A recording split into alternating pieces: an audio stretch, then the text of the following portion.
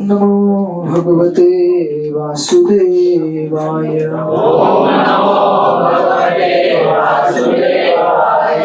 ओम नमो भगवते वासुदेवाय। ओम नमो भगवते वासुदेवाय। ओम नमो भगवते वासुदेवाय। ओम नमो भगवते वासुदेवाय।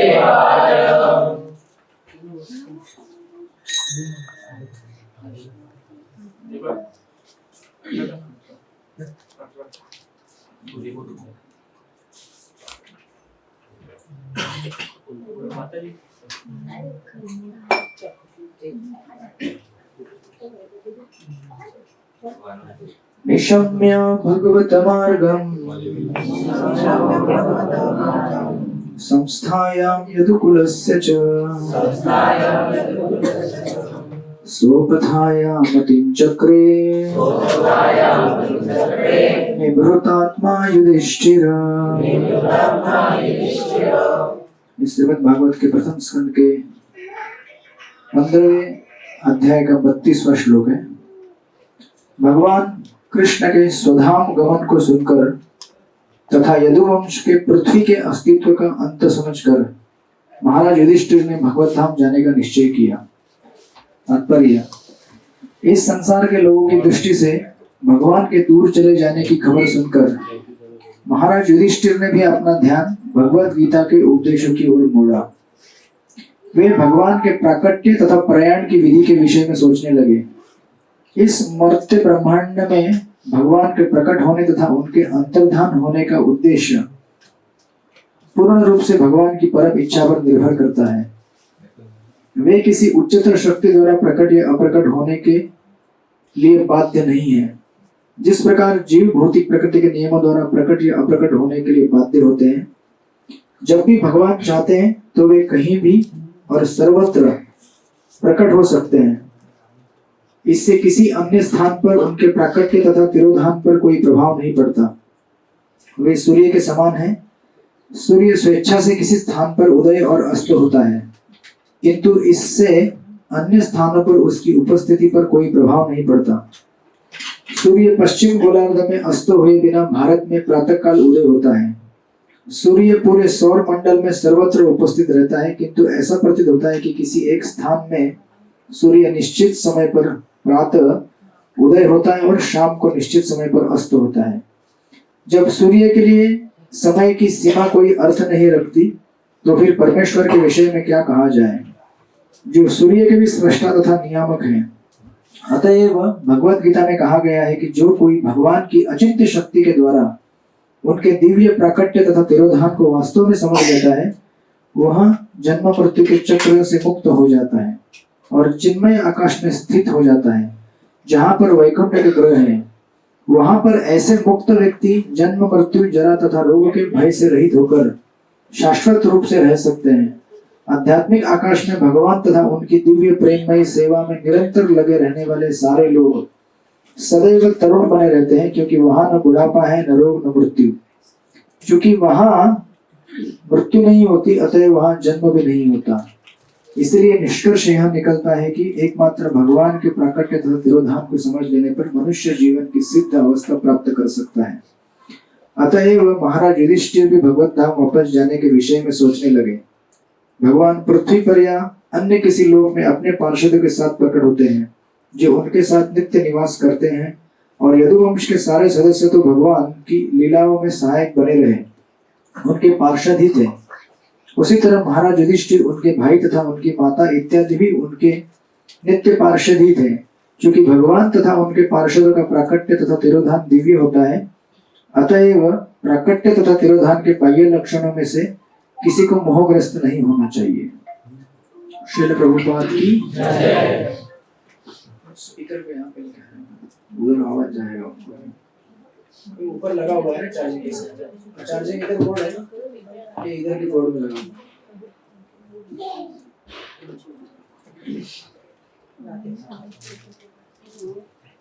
वो उधर वो जो स्टैंड रखा है ना, उधर से ऐसा सामने फेसिंग। नहीं उधर आपके बाजू। हरे कृष्ण हरे कृष्ण। उसका उधर फेसिंग करो। हाँ चार्जिंग इधर लगा दो, ये ना पॉइंट इसमें आएगा। थोड़ा घुमा दो ना उधर चार्जिंग का। ऐसा घुमा दो स्पीकर को। बस बस बस। उसमें लास्ट का एक बटन रहेगा ट्रेबल करके, उसको बढ़ाओ तो। हरे कृष्ण हरे कृष्ण। फुल है? हरे कृष्ण। हाँ, तो उसको ऐसा घुमा दो स्पीकर को और थोड़ा उनकी तरफ घुमा दो। हरे कृष्ण हरे कृष्ण हरे कृष्ण। कम कीजिए, थोड़ा कम कीजिए, कम कीजिए। हरे कृष्ण हरे कृष्ण। उसके पहले पास करके बटन है, उसको जीरो कर देंगे। जीरो। हरे कृष्ण हरे। इको है ना, इको भी जीरो कर दो पूरा। हरे, उसके और एक पहले बटन रहेगा, वो भी जीरो करो। हरे कृष्ण। लास्ट का बढ़ा दो। हरे कृष्ण हरे कृष्ण हरे कृष्ण। आप सब लोगों का स्वागत है हमारे साप्ताहिक कार्यक्रम में। तो हम लोग यहाँ पे श्रीमद् भागवत के प्रथम स्कंद में से, आपको याद रहेगा तो बहुत पहले पढ़ रहे थे, 2-3 हफ्ते हो गए शायद। मैं एक हफ्ते क्लास में नहीं था और एक हफ्ता क्लास नहीं हुआ लगता है अपना, बराबर हुआ था एक हफ्ता। साउंड अभी भी क्लियर है? हरे कृष्ण कृष्ण कृष्ण हरे हरे, हरे राम ठीक है। तो इस प्रसंग में यहाँ पर युधिष्ठिर महाराज किस प्रकार भगवत धाम को निकल जाते हैं उसका वर्णन किया है। और जब भगवान भी इस जगत से अप्रकट होते हैं तो कभी कभी हमें ऐसा लगता है कि क्या भगवान भी, लोग बोलते हैं कि कृष्ण का जो आता है ना, कभी कभी जन्म तिथि आता है और शरीर छोड़ने का तिथि भी आता है, आपने देखा होगा। तो जन्माष्टमी के 1-2 दिन पहले घूमता रहता है और जन्माष्टमी के 2-3 दिन बाद उसका ट्रिपल कम करेंगे तो शांत हो जाएगा। थोड़ा सा कम कीजिए। हरे कृष्ण। तो एक्चुअली भगवान का कोई ऐसा तिथि नहीं होता है जन्म लेने का या फिर शरीर छोड़ने का, क्योंकि भगवान अजन्मा है। भगवत गीता में कहा गया है जन्म कर्म च दिव्यम एवं ही व्यक्ति तत्वता। इसलिए तत्वता शब्द का इस्तेमाल किया गया है समझाने के लिए कि भगवान का जन्म और कर्म हमारे जैसा नहीं है। हम लोग इस संसार में कार्य करते हैं ताकि हमें कुछ फल मिले, बराबर, लेकिन भगवान उसके लिए कार्य नहीं करते क्योंकि सारे फल उनके ही हैं। तो उनको क्या पाना है फिर? जब सब कुछ मेरा है तो फिर मैं 2 कारणों के लिए काम कर सकता हूँ। जैसे अगर समझो बहुत बड़ा एक कंपनी का मालिक है, फिर भी वो एप्लीकेबल नहीं है ज्यादा उदाहरण, पर एक उदाहरण देने के लिए, तुलना करने के लिए, एक बहुत बड़ा स्टेट का मैनेजर है, तो वो अगर उस कंपनी में आकर झाड़ू मारना चालू करे तो उसके 2 संकेत हो सकते हैं। या तो उस कंपनी में लोग झाड़ू नहीं मार रहे इसीलिए लोगों को सिखाने के लिए कि झाड़ू कैसे मारना है, आके झाड़ू मारते हो। नंबर 1, मतलब अपने उदाहरण से लोगों को समझाने के लिए।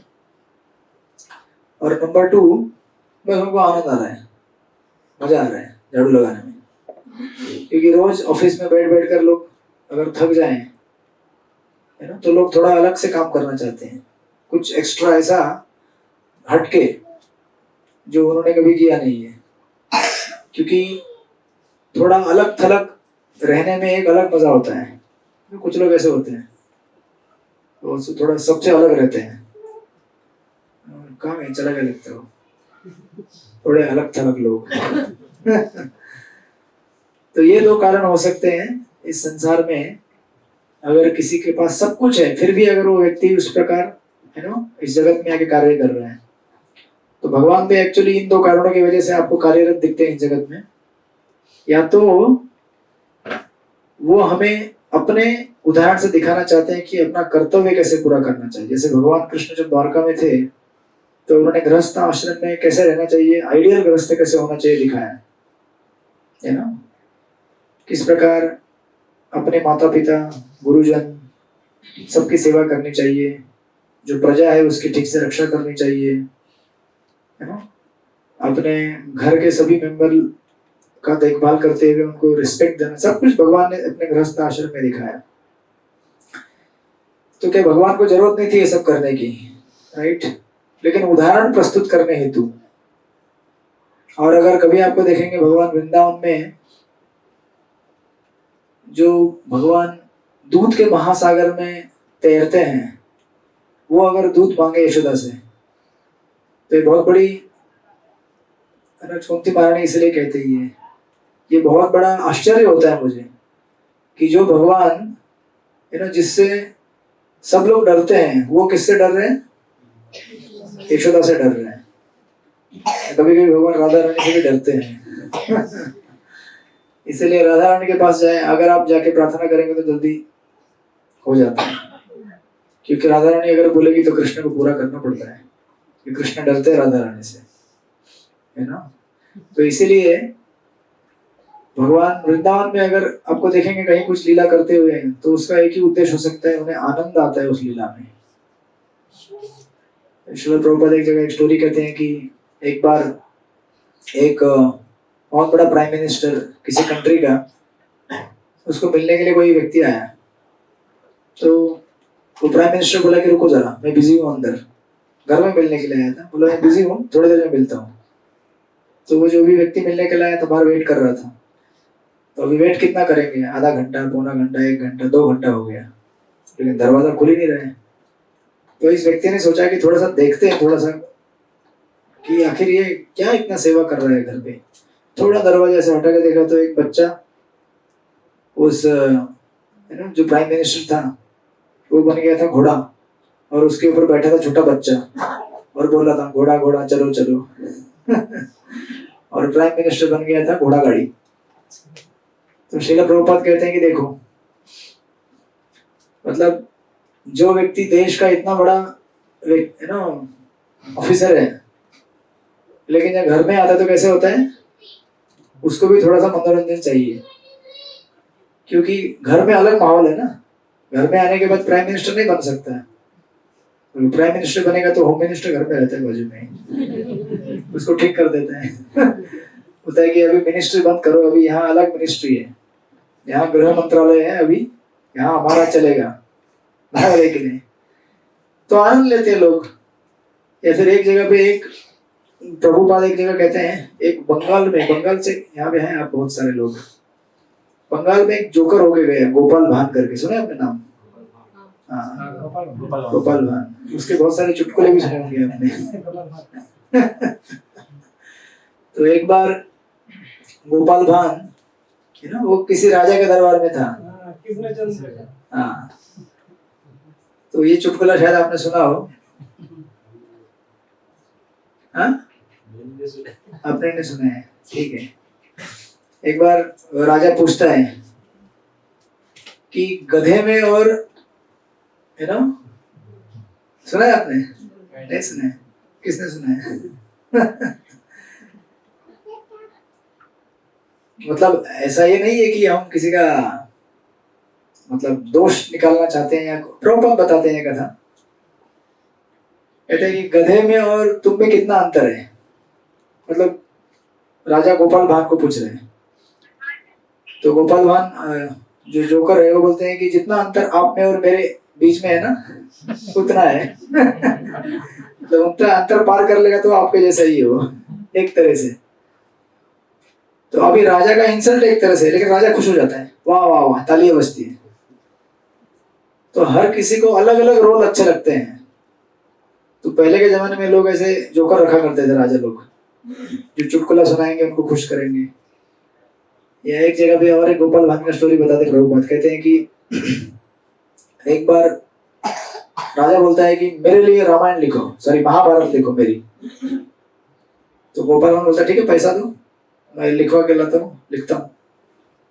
तो कुछ पैसा देता है राजा, ये लिखता रहता है।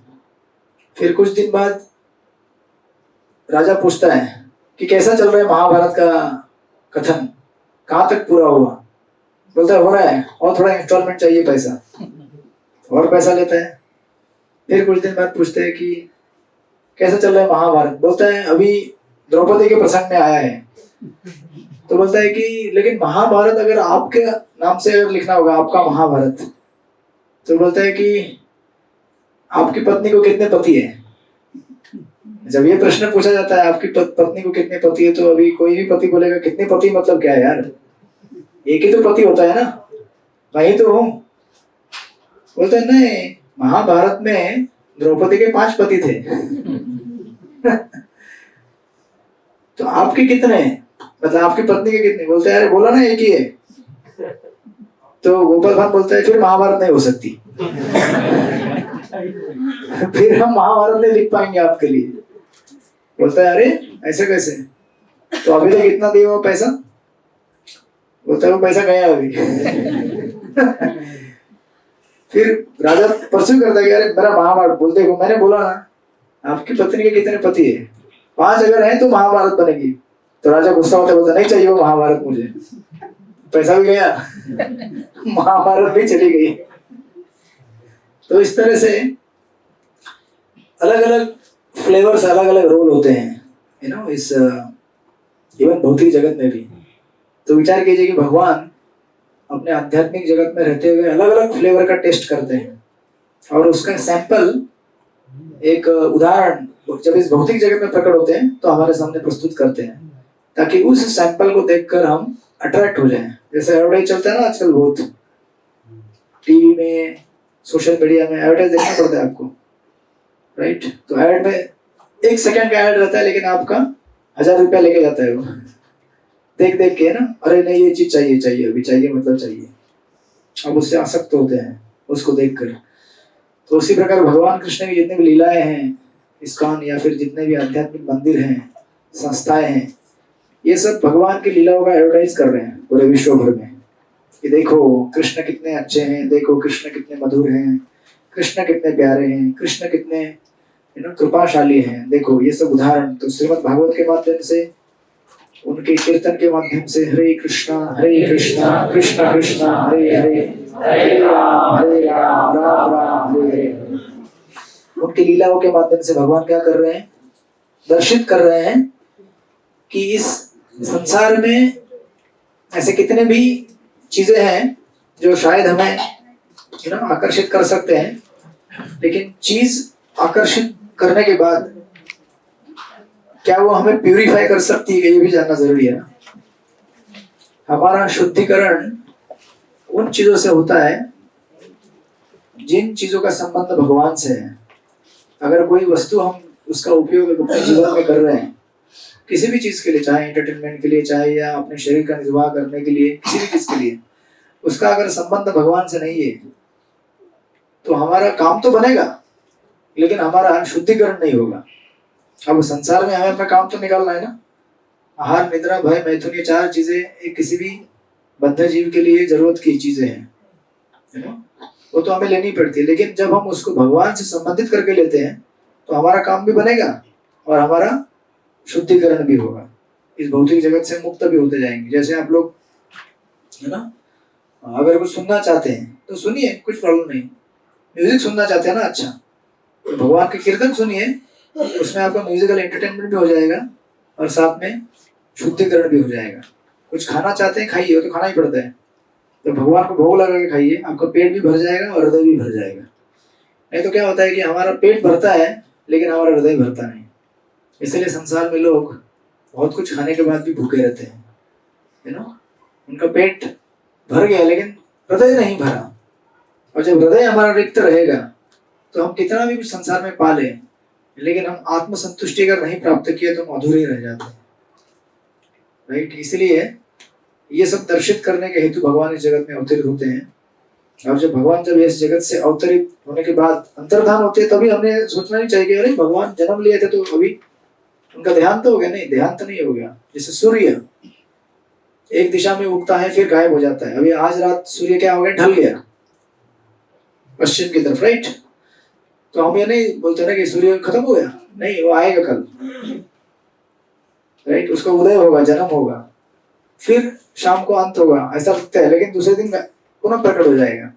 उसी प्रकार भगवान जब इस जगत में एक जगह से अंतर्धान होते हैं, दूसरे जगह में प्रकट हो जाते हैं। अनेक अनेक तो कंटिन्यूस जन्माष्टमी चलते रहता है संसार में पूरा। यहाँ जन्माष्टमी चल रही थी हमारे यहाँ 7 तारीख को, तो तुरंत 8 तारीख को दूसरे किसी ब्रह्मांड में जन्माष्टमी चालू हो गई। फिर क्योंकि अनंत कोटि ब्रह्मांड है ना, ऐसे कई कई ब्रह्मांडों में भगवान प्रकट होते हैं, अप्रकट होते हैं, प्रकट होते हैं, अप्रकट होते हैं, सिर्फ अपना लीला डिस्प्ले करते हुए, अपने एडवर्टाइज करते हुए कि चलो किसको किसको चाहिए ये प्रोडक्ट, आ जाओ इस्कॉन मंदिर में, ये प्रोडक्ट बट रहा है यहाँ पे, यू नो। तो जो हमारे 4-5 जो इंद्रियां हैं, आंख, कान, नाक, जीभ और त्वचा, इन सब के लिए कुछ ना कुछ प्रोडक्ट संसार में बने हुए हैं, राइट। और हम सबको भोगना चाहते हैं, लेकिन जब तक उनको भगवान से संबंध बनाकर नहीं भोगेंगे तब तक हमारे लिए वो एक बंधन का कारण बनते जाएगा। इसलिए ये दिव्य कला है जीवन जीने की। इसलिए गीता में इसको कहा जाता है योग कर्मसु कौशलम। जीवन जीने की कला है ये। हमें जीवन जीना है इस तरह से कि हम जीवन को जीते हुए मुक्त भी हो जाए, यू नो, और साथ में हमारा जीवन भी चलता रहे। अभी आप यहाँ आते मंदिर में तो हम ये तो नहीं बोलते ना कि आपकी नौकरी चली जाए या आपका घर समाप्त हो जाए, नहीं, आप सब कुछ कीजिए जो करना है वो, लेकिन उसको कृष्ण भावना भावित बनाने का प्रयास कीजिए, जो कि हम भगवान के घर में अपना अर्चा विग्रह स्थापित करके, आप सबके बहुत सारे लोगों के घर में रहेगा भगवान का अर्चा विग्रह, भगवान का श्री मूर्ति या फोटो रहेगा, उसकी आप पूजा करते हैं, नाम जप करते हैं, हरे कृष्णा कृष्ण कृष्ण हरे हरे, हरे राम राम राम हरे हरे। और हम जो भी खाते हैं भगवान को भोग लगा के खाते हैं। और थोड़ा समय मिलेगा तो हम फिर शास्त्र का पठन करते हैं, श्रवण करते हैं, कीर्तन सुनते हैं, राइट। इस तरह से हमें अपना जीवन कृष्ण भावना भावित बनाना चाहिए, तब जाके हमारा जीवन अच्छा होगा, शुद्ध होगा और पुण्यमयी बनेगा। और बीच बीच में थोड़ा बहुत कुछ होता रहेगा, यहाँ वहाँ सांसारिक समस्याएं हैं, जो कि इस संसार का एक ऐसा अंग है जिसे हम टाल नहीं सकते। तो उससे जब डिस्टर्बेंस आएगा तो भक्तों को फोन कर लेने का, हरे कृष्णा थोड़ा प्रॉब्लम हो रहा है, कुछ हेल्प मिलेगा, भक्त बोलेगा आ जाओ मंदिर में आ जाइए, भक्तों से मिलिए, या घर में जाइए भक्तों से मिलिए। आप उसको बहुत सारे लोग मेंटर भी रहेंगे अभी, राइट। सबको मेंटर है ना अभी, हाँ सबके मेंटर है, किसके नहीं है मेंटर? आपके मेंटर नहीं है? मेंटर मतलब काउंसलर मेंटर, हाँ आपके हो जाएंगे। अभी आपका नंबर दिया ना मैंने प्रिया जी का, आपके कांटेक्ट है ना।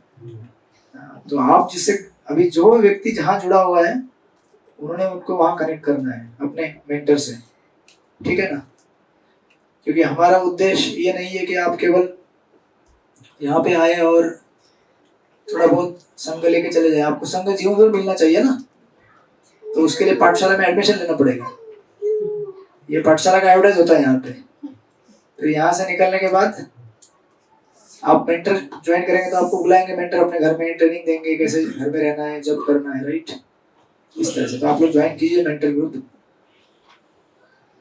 आप कौन से मेंटर ग्रुप में? भावेश ग्रुप। अच्छा, बट किसी से तो काउंसलिंग लेते होंगे ना आप? किससे? अच्छा, ऑफिशियल। तो जिनके नहीं रहेंगे मुझे मिलिए क्लास के बाद, हम आपको कनेक्ट कर देंगे, ठीक है। तो इस तरह से ये भागवत की कथाएं हैं यहाँ पे। और हम अपना रामानुचार्य की कथा कर रहे हैं, लेकिन उसके पहले थोड़ा समय जन्माष्टमी का हम लोग क्लास नहीं किए थे। कुछ उसके ना भगवान श्री कृष्ण के अवतरण में से कुछ थोड़ा सा डिस्कस करते हैं, क्योंकि आपने वैसे कई क्लासेस में सुना होगा, आपको वेडनेसडे ग्रुप में भी हुआ है ना जन्माष्टमी। वो आरू प्रभु कहाँ गए आज? प्रभु जी की, ओके। तो फोन करके आप लोग थोड़ा मिलिएगा उनसे, अंचल माता जी उनको इधर ही रहते हैं ना यहाँ पे पास में, ठीक है। तो हम उनकी अच्छी सेहत के लिए एक बार बोल देते हैं हरे कृष्ण महामंत्र। हरे कृष्ण कृष्ण कृष्ण हरे हरे, हरे राम राम राम हरे हरे। अगले क्लास में आ जाएंगे। एकदम तंदुरुस्त होकर आएंगे। तो अगर आप भगवान श्री कृष्ण की लीलाएं देखेंगे वृंदावन में, आइए थोड़ा आगे आइए, आगे आइए, आगे आगे आइए, मतलब पीछे वाले लोग आगे आ सकते हैं और नए एंट्री डर जाते हैं आगे आने के लिए। थोड़ा थोड़ा आगे सरक जाइए। मैं बिल्कुल एकदम भोला भाला इंसान हूँ, किसी का पर्स चोरी नहीं करूंगा और शुद्ध शाकाहारी हूँ, प्रसाद ही खाता हूँ केवल। किसी को कुछ होगा नहीं, बिल्कुल डरिए नहीं। तो अगर आप वृंदावन में देखेंगे भगवान श्री कृष्ण की लीलाओं में, मथुरा में जब भगवान ने जन्म लिया, जन्माष्टमी का एक महाराज का मैं प्रवचन सुन रहा था, महाराज उसमें बता रहे थे कि जन्माष्टमी हमारे जीवन में कैसे हो सकती है। जन्माष्टमी का अर्थ होता है कि जैसे वसुदेव और देवकी ने भगवान श्री कृष्ण को अपने जीवन में इनवाइट किया, बराबर है।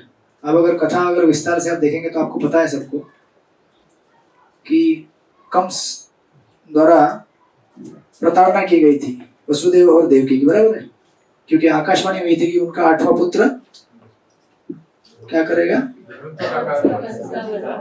उसका सारा संसार नष्ट हो जाएगा उसकी वजह से। तो उससे डरकर कंस ने वसुदेव और देवकी को जेल में डाल दिया था। तो पहले उनको मारने वाला था, लेकिन वसुदेव ने समझदारी के साथ कंस को समझाया कि देखो आपको मारने वाला 8वां पुत्र है, हम दोनों थोड़ी, और 8वां अभी आया भी नहीं है, बहुत टाइम है उसको। तो आप तब तक क्या करो, वेट करो, जब 8वां आएगा तो देखा जाएगा ना। ऐसे करके समझाया। तो आपने देखा होगा कई बार नारद मुनि फिर उनको आके मिलते हैं और समझाते हैं कि अरे भाई ये देवताओं का 8वां पहला 9वां कुछ समझ में नहीं आता है, कोई भी हो सकता है वो। वो पिक्चर में देखा होगा आपने, कमल का फूल घुमा के दिखाता है, बोलता है ये 1 नंबर की पंखुड़ी, 2 3 4 5 6 7 8, और ऐसे करोगे तो 8वां पहला आता है उधर से। ऐसे घुमा देते नारद मुनि, बोलते हैं बोलो क्या है, पहला कौन सा है 8वां कौन सा है, बोलते हाँ यार। आपको लगेगा कि अरे नारद मुनि तो ऐसे उनको दिखाया जाता है कि नारद मुनि झगड़ा लगाते हैं, लेकिन ऐसा नहीं है। नारद मुनि एक्चुअली भगवान की लीला को और स्पाइसी मसालादार बनाने के लिए ठोक डाल देते हैं। तो वो बोलते हैं कि अरे भाई ऐसा नहीं, ये तुम समझ जाओ, देवताओं का काउंटिंग अलग होता है, मनुष्यों का काउंटिंग तो स्ट्रेट लाइन से होता है, 1 2 3 4 5 6 7 8 9 10। देवताओं का उल्टा होता है, ये कैसा भी हो सकता है, बीच में भी आ सकता है। तो फिर उस समय कंस ने विचार किया कि नहीं, तो फिर मुझे क्या करना है, जितने भी पुत्र उत्पन्न हो गए सबको मारना है मुझे। तो जो भी पुत्र उत्पन्न हो रहा था वसुदेव क्या करते थे, कंस को सौंप देते थे, और कंस क्या करता था, उसको मार देता था। तो विचार कीजिए कि वसुदेव और देवकी, इनके जीवन से हम सीख सकते हैं कि भगवान को अगर हमारे जीवन में अवतरित करना है तो हमें कितने कष्ट से जाना पड़ेगा। एक्चुअली देखा जाए तो आध्यात्मिक जीवन कोई मजाक नहीं है।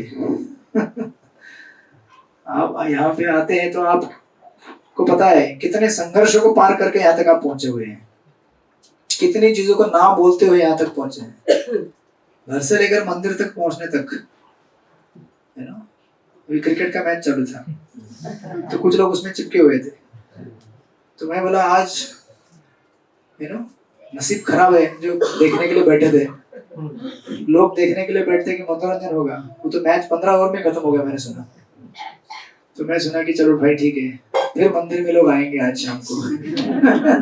गौर आरती में आएंगे, दिखेंगे, क्योंकि भौतिक जगत ऐसा ही होता है। ठीक है, खुशी की बात है, भारत देश हमारा आगे जा रहा है, हर क्षेत्र में आगे बढ़ रहा है, बढ़ना चाहिए, लेकिन हमें अपने कर्तव्य नहीं भूलने चाहिए कि हम एक आध्यात्मिक धरोहर को भी आगे लेके जाने का प्रयास कर रहे हैं।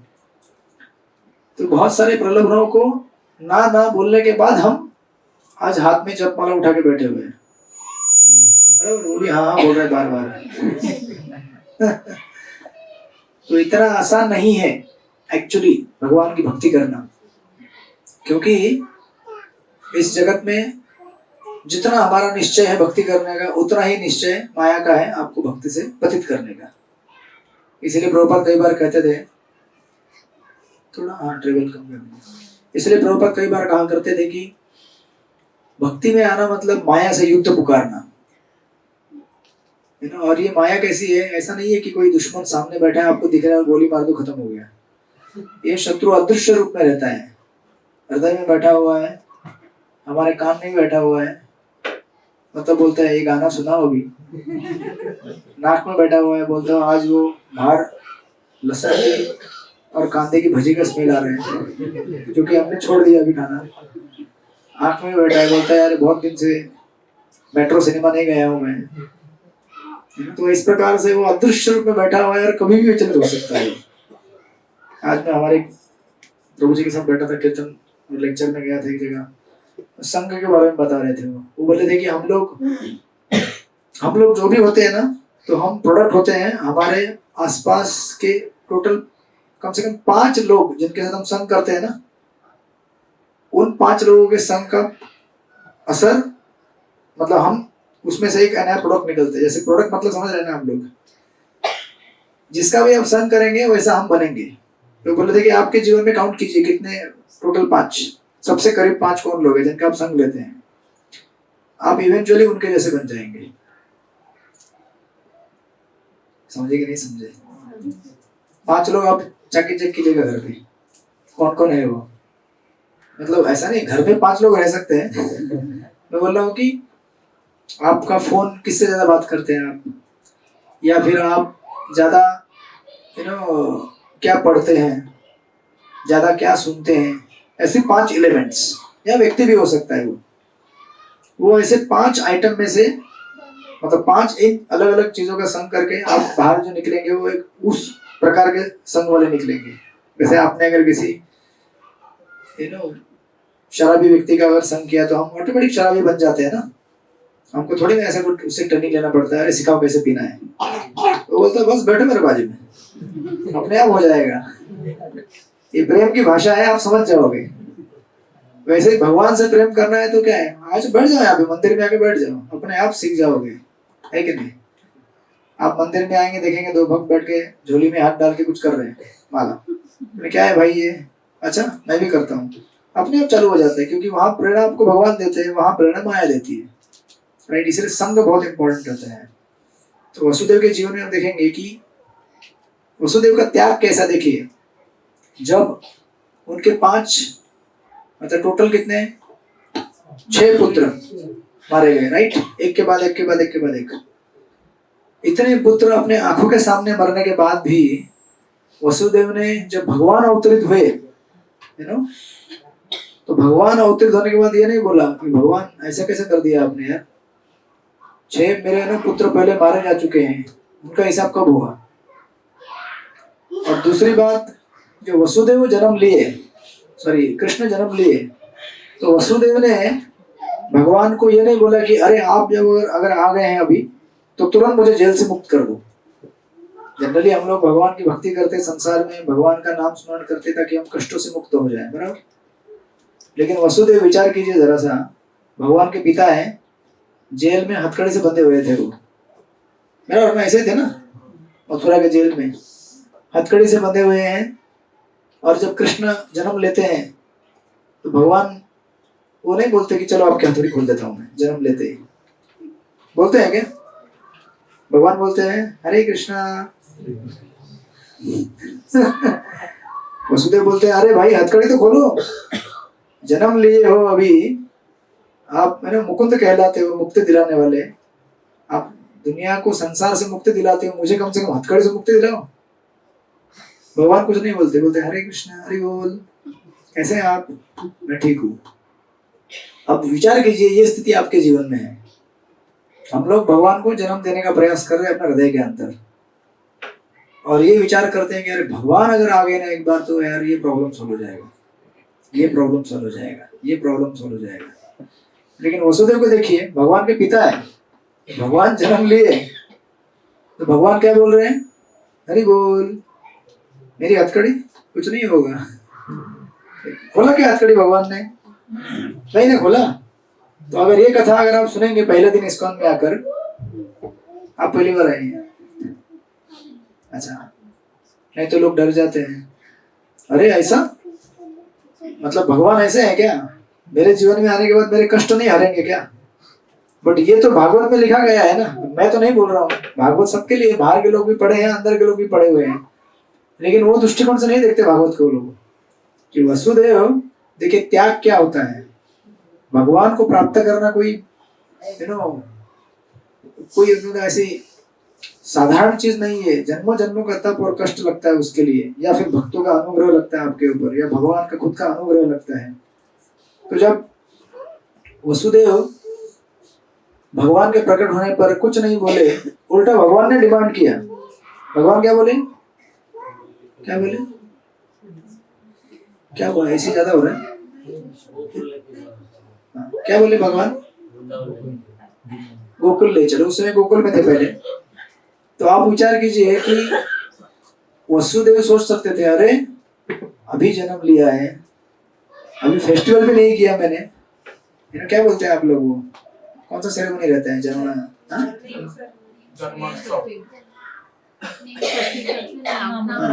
नामकरण। नामकरण थोड़ा बाद में होता है ना, उसके पहले और एक रहता है छठी। कितने दिन में होता है वो? 6 दिन में। हमारे इधर 9 दिन में करते हैं। बोलो ठीक है, 9 दिन। बारसा जो भी आप सबका हुआ होगा ना। आपको कैसे मालूम पड़ेगा यार? आपके माता पिता, उनको मालूम पड़ेगा कि आपका हुआ था करके। हाँ, बस कुछ तो हुआ था, कुछ तो कार्यक्रम हुआ था, ठीक है, आपके जन्म के बाद। तो अभी वसुदेव सोच सकते थे कि अरे बाबा अभी जन्म लिए हो, थोड़ा फेस्टिवल तो होने दो। बोले नहीं, मुझे अभी उठा के क्या करो, गोकुल ले चलो। अब विचार कीजिए, लगभग एक बालक जन्म लेना मतलब 1 साल, बराबर है। 9 महीने माँ यशोदा के देवकी के गर्भ में रहा होगा वो। तो कितने साल ऐसे बीते होंगे उनके जेल में, इतने कष्टों के बाद, उनके 6 पुत्र इस प्रकार मरने के बाद जब भगवान आते हैं तो बोलते हैं कि अभी मुझे ले चलो। मतलब 1 घंटा भी भगवान वहां रुके नहीं वसुदेव के साथ। यानी कि विचार कीजिए, अगर हम उस अवस्था में होंगे, अगर हम, कैसा होता है कि हमारे जीवन में जनरली अगर हमें पता है कि कुछ मेहनत करने के बाद मुझे कुछ फल मिलेगा, तो मैं मेहनत करने के लिए एकदम तैयार रहता हूँ, बराबर है। अगर मुझे पता है कि इस महीने के अंत में मुझे पगार मिलेगा, तो आप बहुत जोश से काम करेंगे ना। या लेक्चर के बाद प्रसाद है, आपको मालूम है, खुशी खुशी बैठते हैं आप लेक्चर में। आज उनका फोन आया था, बोले हमारा बहुत स्वीट बचा हुआ है, 2.5 टब। मैं बोला आज हमारे 2.5 टब भी भक्त नहीं है। हमारे भक्त पता नहीं किधर समा गए आज, या तो गणेश चतुर्थी में समा गए, या फिर क्रिकेट इंडिया श्रीलंका पहुंच गए, पता नहीं कहाँ चले गए। इसलिए मैं बोला अभी देख लो भाई। हाँ, अच्छा, विश्वकर्मा पूजा है। ठंड हो रहा है आपको? आपको ठंड? आइए ना, इधर आइए, आइए इधर आइए। अरे नहीं, मुझे तो क्या चल जाता है, धोती हमारा एकदम मोटा है, वही चटाई का काम करता है। थोड़ा ऐसे हो जाइए, आप उनको थोड़ा फैलने दीजिए माताओं को, थोड़ा ऐसे हो जाए। आप लोग थोड़ा विस्तार कीजिए, आपका विस्तारित हो जाइए।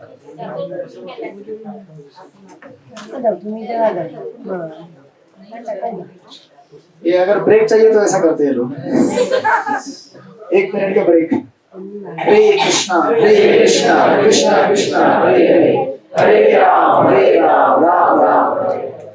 हो गया अभी ब्रेक? किधर गया आज वो छोटा अपना? बैठे रहे भाई, उठ मत। कंठी माला पहनने के बाद शांत हो गया लगता है ना। अभी बैठा था, वो भी गया वहां पे, तो बैठा था। इफेक्ट है तुलसी महारानी का। मस्ती किया तो तुलसी से बांध दो उसको, पूरा हाथ बीच सकते हैं। बैठे रहे, जोश में बताना। और आपके किधर गया आज सब? अच्छा, दोनों? और बड़ा बड़ा सबसे बड़ा? अच्छा, ठीक है, दर्शन करके गया ना तुमसे। ओके, हो गया सबका ब्रेक? तो ऐसा त्याग लगता है। वसुदेव उन्होंने क्या सोचा होगा, विचार कीजिए कि इतने सालों के बाद भगवान अवतरित हुए हैं, कम से कम मेरे पास 1 घंटा तो रहे। भगवान 1 घंटा भी नहीं रहे उनके पास। अब विचार कीजिए, आपके घर में कोई बालक जन्म ले और वो बालक आपको बोले अभी मुझे यहाँ से दूसरे घर में लेके चलो और मैं वापस, मतलब पूरा बचपन भगवान ने कहाँ बिताया, गोकुल में, वृंदावन में। यानी कि अपने बाल जो जीवन है उनका बाल्यकाल, उसको जो भोगने का सुख है एक माता पिता का सुख रहता है ना। बच्चा छोटा सा तोतली बोली में बोलता है पापा, किधर गया? अरे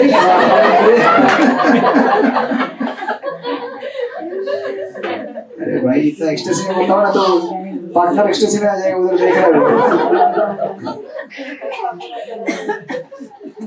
वो आज आया नहीं तीसरा हमारा, वो राम प्रसाद, किधर है वो, याद है आपको?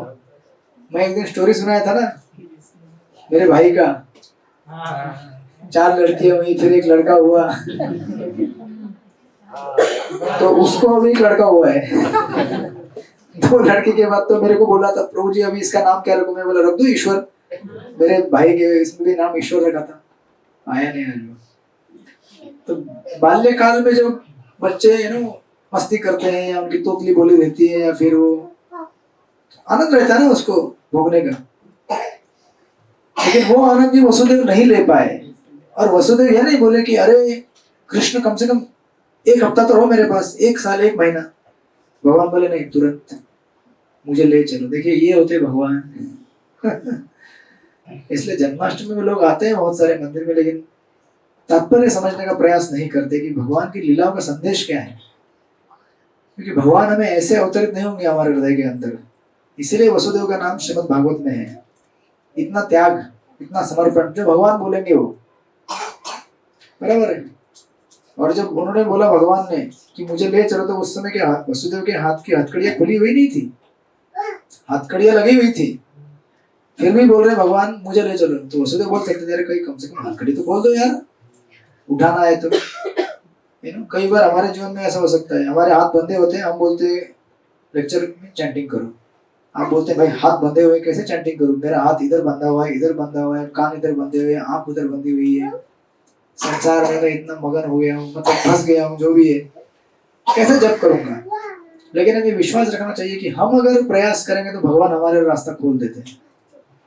तो वसुदेव ने विश्वास रखा भगवान के शब्दों के ऊपर कि नहीं, भगवान बोले है ना मुझे उठा, तो भगवान अपना रास्ता खोल देंगे। तो आपको पता है वो कथा में वसुदेव जब भगवान को स्पर्श करते हैं, उनको उठाते हैं, उस समय तुरंत उनके हाथ की हथकड़ियां खुल जाती है, सारे सिक्योरिटी गार्ड सो जाते हैं, कोई सोना मत। दरवाजे का लॉक अपने आप, रास्ता पूरा क्लीन। यहाँ तक कि यमुना में जाते हैं, यमुना में भयंकर उस समय वर्षा और बारिश हो रही थी, यमुना में रास्ता देती है कंप्लीट, और पीछे से शेषनाग, क्योंकि वसुदेव को नहीं दिख रहे थे, पीछे से शेषनाग थे। तो उसी तरह से हम जीवन में अगर विश्वास रखेंगे भगवान के ऊपर कि भगवान हमारे रास्ता तैयार करेंगे, है ना, उनकी सेवा के लिए, तो हमारे जीवन में कई लॉक लगा के रखे हमने, है ना। चिंतन, हमारे मन में बहुत सारे लॉक लगे हुए हैं, अनेक अनेक उलझनों के, अनेक अनेक समस्याओं के, चिंताओं के, ऐसे अनेक चीजें हैं जो हमें, यू नो, अगर हम बोलेंगे जब करो तो आप बोलेंगे नहीं नहीं अभी जब करने का समय नहीं हुआ है मेरे जीवन में, बाद में आएगा। वो बाद में कभी आता नहीं, वो अलग बात है ना। लेकिन हमें याद रखना चाहिए कि इस समय जो टाइम है मेरे पास वही टाइम है ना। आज इस समय, इस क्षण, आज तारीख कितनी है? 17 तारीख, 17, मुझे लगता है बराबर 1 साल होने को आया लगता है। हम लोगों ने इसी समय लास्ट ईयर चालू किया था, अक्टूबर सितंबर के टाइम में, जून में, 1 साल हो गया। कुछ लोग 1 साल से वेट कर रहे हैं कि हम चैंटिंग करेंगे। कितने लोग हैं वो ऐसे? तो आप लोग जितना चैंटिंग के लिए वेट करते रहेंगे, वेट ही करते रहेंगे। 1 साल में बहुत सारे लोग यहाँ पे जिन्होंने कंठी माला पहन लिया, ना 16 माला स्टार्ट है ना, बहुत सारे उदाहरण है यहाँ पे, जिन्होंने कंठिया पहन ली, 16 माला भी स्टार्ट कर दिया है, बहुत सारे उदाहरण। तो आप वेट करते रहेंगे तो वेट ही करते रहेंगे जिंदगी भर। क्योंकि समय हमारा जा रहा है और हमारा अंतिम समय पास में आ रहा है। इस जीवन में जितना हमने इकट्ठा कर लिया है पैसा, कौन सा आध्यात्मिक नाम रूपी धन, एक बार वो हमारे पास आ गया, यू नो, तो ऐसा धन है जिसको कोई दुनिया का चीज छीन के नहीं लेके जा सकता। आपको ऐसा धन चाहिए ना, बाकी हम जो धन इकट्ठा करते हैं उसको कोई ना कोई लेके जाएगा, चाहे हमारा शरीर से संबंधित हो या हमारे रिश्तेदार या घर प्रॉपर्टी किसी से संबंधित हो। तो इसीलिए हमें चिंता अगर करनी है तो ये करनी है कि मैं भगवान की सेवा कैसे कर सकता हूँ। बाकी चिंताएं उस चिंता के सामने कुछ भी नहीं है। ये सबसे बड़ी चिंता ये है कि भगवान कैसे सेवा करूँ, भगवान का नाम कैसे जप करूँ, तो फिर बाकी जीवन के लॉक जितने लगे हुए हैं, दरवाजे बंद है, सब खुल जाएंगे। तो वसुदेव ने विश्वास रखा कि नहीं, मुझे भगवान साथ देंगे, और इस प्रकार और इतना समर्पण देखिए, और भगवान वापस नहीं आए मथुरा में, वापस आए क्या? और इससे भी बड़ी खतरनाक बात तो ये है, जिसको सुनने के बाद आप में से आधे लोग बेहोश हो सकते हैं अगर आप अपने जीवन के साथ इसको अगर तुलना करें, वसुदेव ने जब भगवान को पहुंचा दिया वहां पे, और भगवान वसुदेव वहां से रिटर्न आए मथुरा में, तो कहाँ गए वसुदेव वापस? हाँ, वसुदेव कहाँ गए? जेल में जाके वापस जो दरवाजे खुले थे बंद हो गए, हथकड़ी लग गई, बंद हो गया अंदर। तो वसुदेव बोल सकते थे, अरे एक तो मेरे साथ थोड़ा भी समय नहीं रहे, मुझसे चले गए दूर, चलो ठीक है, दूर चले गए तो चले गए, अरे कम से कम मेरा कष्ट तो हर लो, मेरा कष्ट भी नहीं हर रहे हो। उसके बाद सीधा भगवान ने कंस का वध कब किया? 11 साल। कई मतलब वर्षों के बाद। मतलब भगवान को वसुदेव ने सेवा करने के बाद वसुदेव क्या हो गए? पुनः बंदिस्त हो गए। और वसुदेव ने एक शब्द भी भगवान को बोला नहीं कि अरे ऐसा कैसा, इतना मैंने आपको, एक तो इतने साल मैंने कष्ट बिताए आपको जन्म देने के लिए, इतने मेरे बालक मारे गए, आप अवतरित हो गए, उसके बाद तो मुझे मुक्ति मिल सकती, नहीं मिली। आपको मैंने जाके वहां रख दिया, आपकी इच्छा के अनुसार मैंने आपका बाल जीवन का आनंद नहीं लिया, उसके बाद कम से कम तो मुझे मुक्त कर सकते थे, नहीं किया। और लेकिन फिर भी वसुदेव क्या बोले? फिर भी मैं क्या हूँ? आपका भक्त हूँ। इस प्रकार का जब समर्पण हम जीवन में दिखाते हैं भगवान के प्रति, इसे कहते हैं अहेतु की अप्रतिहता। बिना किसी कंडीशन के, बिना किसी डिमांड के जब हम भगवान की सेवा करते हैं, तो भगवान तब हमारे जीवन में, भगवान आपके अधीन हो जाएंगे। फिर एक तरह से देखा जाए तो फिर आपको पता है कि शेष जीवन जो भगवान ने कंस का वध किया, तो उस देवकी और वसुदेव के साथ ही बिताया, राइट। लेकिन कहने का तात्पर्य यह है कि भागवत, श्रीमद् भागवत में जो भी चरित्र दिए गए हैं सारे भक्तों के, ये इतना गंभीर आदर्श दर्शाते हैं। उससे हमें संदेश लेना चाहिए कि भगवान का भजन बिना किसी हेतु के हमें करना है, बिना किसी कंडीशन के। कंडीशन लेकर अब यहाँ पे आएंगे तो कोई प्रॉब्लम नहीं है, भगवान पूरा भी कर सकते हैं आपके कंडीशन को, लेकिन फिर वो शुद्ध प्रेम नहीं कहलाएगा। तो ऐसा प्रेम है जिसमें थोड़ा सा आपने क्या डाल दिया, कंडीशन डाला, तो वो एक पेड जॉब जैसा हो जाता है कि मैं इतना जॉब करूंगा, आप मेरा इतना काम करेंगे। तो भगवान बोलते हैं कि मैं भी उतना ही काम करूंगा, फिर जो मैं देना चाहता हूँ आपको वो नहीं दूंगा। फिर भगवान बनाया है ना भगवान को, बस ऐसा ही हुआ ना। अब किसी को बोलते इतना काम कर दो, बोलना ही नहीं चाहिए। करेक्ट। कोई बोलेगा तो माता जी के पास भेजूंगा मैं जो बोलते हैं मैं ऐसा करेंगे, नारियल चढ़ाएंगे, ये क्या है? तुम नौकर को बोलते काम करो, तो भगवान को ऐसा थोड़ा बोल सो, नौकर बनाते आप ऐसा सोचो ही नहीं, आप जाओ, जो प्रॉब्लम है बोल दो बस। नेक्स्ट काउंसिल मीटिंग माता जी के पास होगी। और चढ़ाते भी तो क्या है यार, चढ़ाते हैं 10 रुपए का नारियल, मांगते हैं 10 लाख रुपया कुछ प्रोपोर्शनल हिसाब किताब भी तो होना चाहिए ना यार, अगर बिजनेस भी करना है तो। अभी चल रहा है ना गणपति उत्सव, तो आप लोग क्या, मतलब हम सब लोग, मैं भी उसमें हूँ, हम जाते हैं चढ़ाने के लिए, 5 रुपए का पेड़ा, 5 लाख का लॉटरी दिया, ऐसे थोड़ी होगा यार। पार्टनरशिप करना है तो 50-50 होना चाहिए ना, लेकिन होता नहीं है। संसार में ऐसी विडंबना है राइट। इसलिए हमें शास्त्रों से समझना चाहिए कि भगवान को हम किस प्रकार प्रसन्न कर सकते हैं, यू नो। भगवान के जो प्रथम माता पिता हैं वसुदेव और देवकी, उनके जीवन से देखिए आप कि कितना त्याग है उनके जीवन में। इतना त्याग देने के बाद आप अपने आप को कह सकते हैं कि अभी मैं भक्त बन गया हूँ, राइट। और जैसा त्याग वसुदेव का है वैसा ही त्याग देवकी का भी है। विचार कीजिए, एक बालक को अपने गर्भ में 9 महीने तक रखना कितना कष्टदायी होता है। देवकी ने ऐसे कितने 6 पुत्रों को रखा, है ना। 6 पुत्र उसके सामने मारे जाते थे, तभी भी देवकी कुछ नहीं बोली।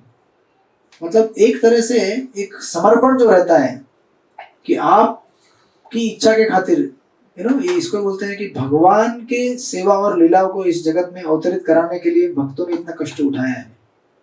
हमने क्या किया, श्रील प्रभुपाद तो आए इस्कॉन, हम बोलते हैं कि चलो इस्कॉन में जाते हैं, लेकिन आज जहाँ बैठे हुए हैं, यू नो, जो जगह बनी हुई है आज, कितने कष्ट से बनाई हुई जगह है ये। प्रभुपाद अपने जीवन के अंतिम, यू नो, पड़ाव में 70 साल की उम्र में ये विचार करना कि मैं एक नई संस्था खोलूंगा, मतलब कितना बड़ा विचार होगा वो। जिस टाइम में हम लोग रिटायर होना चाहते हैं अपने, यू नो, जो एक्टिव लाइफ है उसमें से, हमें तो क्या 40-50 होने के बाद भी लोग सोचते बहुत हो गया, अभी बस हो गया, है ना। जब 50 में है, अभी 45-50 हो गए हैं, वो तभी से सोचना चालू करते हैं बहुत हो गया, अभी थोड़ा, अभी जीवन में मैं थक गया मैं। तो विचार करिए, 70 साल की उम्र में किसी ने अगर विचार किया है कि संस्था खोलूंगा ना, मतलब क्या उसका त्याग और बलिदान रहेगा। और प्रभुपाद जब अमेरिका गए थे तो ऐसा नहीं था कि उनके लिए ऐसा रेड कारपेट डाला हुआ था, आ जाओ, जैसे आज आप लोग यहाँ पे लगाते हैं चटाई विटाई में, आ जाओ लेक्चर देके चला जाता हूँ। प्रभुपाद के लिए ऐसा कुछ नहीं था, ये सब पूरा चटाई लगा के रखा है, लोग बैठे हैं, चलो अभी लेक्चर करके निकल गए। यहाँ तक कि प्रभुपाद पहले 1 साल तक, 6 महीने तक जब सेवा कर रहे थे, एक दिन एक व्यक्ति ने पूछा, स्वामी जी आपकी कुछ मदद करूँ क्या मैं? प्रभुपाद बोले, अरे मैं 6 महीने से वेट कर रहा था कोई बोलेगा क्या, थोड़ा चटाई वाइंड अप कर दो, थोड़ा प्रसाद प्लेट के लिए वहाँ सर्विंग के खड़ा हो जाऊँ, यहाँ तो आप कर लेते हैं पहले से, मुझे बोलना नहीं पड़ता है। बट वहाँ वेस्टर्न वर्ल्ड में ये कल्चर नहीं था, ये कल्चर डेवलप हुआ प्रभुपाद की कृपा की वजह से। तो इस तरह से जन्माष्टमी वास्तव में अगर हमें सेलिब्रेट करना है तो हमें ये त्याग देना पड़ेगा, है ना। ऐसा त्याग दिए बगैर भगवान हमारे जीवन में प्रकट नहीं होंगे। और जो कुछ लोग बोलते हैं कि अरे मेरे भगवान जीवन में आ गए, मुझे ना भगवान ने मुझे, मतलब कई बार हमको ऐसा लगा कि भगवान हमें मिल गए, लेकिन भगवान मिले या नहीं मिले उसकी परीक्षा समय समय पे होगी।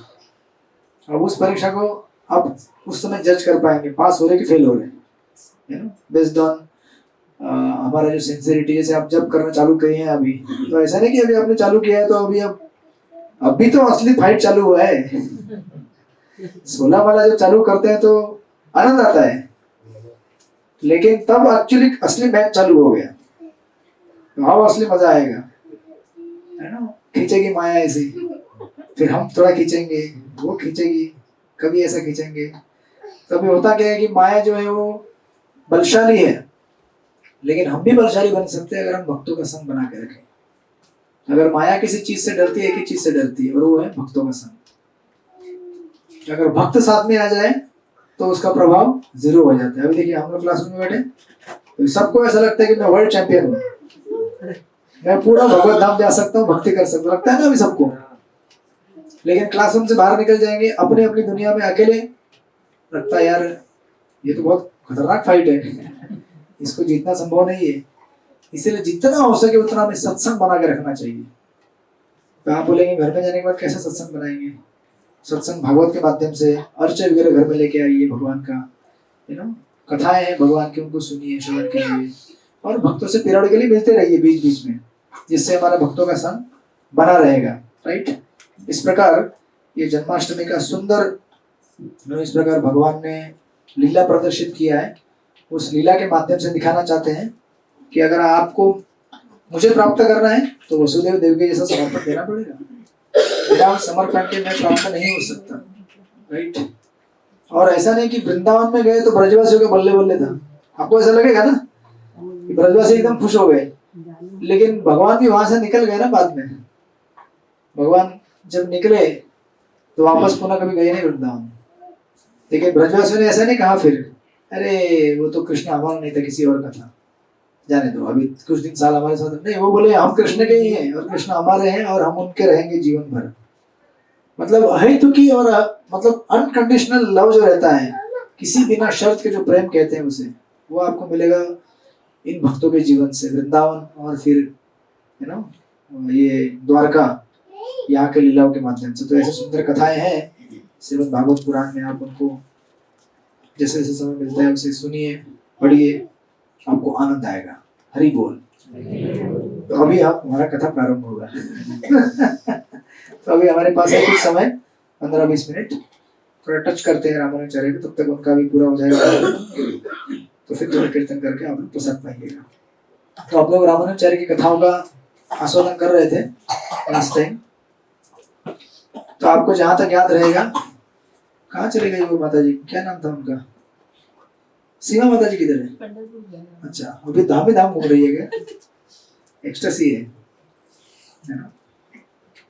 पैर दुखने लगा? अगर पैर दुख रहा है आपका तो आप उठ के ऐसा कर सकते हैं। आज बहुत जगह है हमारे पास। कभी हमारे पास जगह नहीं रहता था, आज इतना जगह है कि आप लोग यहाँ पे पकड़ा पकड़ी खेल सकते हैं। और जो भक्तों ने दोबारा को फोन किया, बोले 2.5 टब स्वीट बचा है रोज, बोले। तो मैं बोला यार हमारा नसीब में स्वीट नहीं है लगता है कभी। जब भक्त होते हैं तो स्वीट नहीं रहता है, आज स्वीट है तो भक्त नहीं है। संडे फिस्ट का स्वीट। बोला ठीक है, जितना भी रहेगा दीजिए हमको। तो हम लास्ट टाइम देखे थे कि रामानुजाचार्य कांचीपुर यमुनाचार्य का अंतिम देहांत हो गया था, राइट? वहां तक हम पहुंचे थे। और यमुनाचार्य की 3 उंगलियां बंद थी, तो एक उंगली खुली थी, पैकेट में खोली है, वो एक्टिव हो जाएगा। ज्यादा नहीं, 15 मिनट है अभी, उसको साथ बना के रखते हैं। तो फिर आपने देखा वो उस कथाक्रम में 3 कंडीशन था रामानुजाचार्य के जीवन, यमुनाचार्य के जीवन में। उन्होंने कहा था कि नंबर 1, याद है आपको किसी को? इतना तो याद नहीं रहेगा पक्का, 2 हफ्ता हो गया ना। उसको याद है? हाँ, मंदिर पक्का भविष्य में जाके आप इसका मंदिर बनाएंगे। मंदिर उसे संबंधित है। उन्होंने कहा कि नंबर 1 जो व्यास और पराशर हैं, पराशर भट्ट और व्यास भट्ट, मतलब व्यासदेव और पराशर मुनि, इनके सम्मानार्थ कुछ तो हमें करना पड़ेगा। तो फिर बाद में देखेंगे आप कि रामानुजाचार्य के भक्त कुरेश करके, उनके 2 पुत्रों का नाम रखा जाता है, ये व्यास भट्ट और पराशर भट्ट। दूसरा था उनका नाम बलवार करके उनके संप्रदाय में संत होके गए हैं।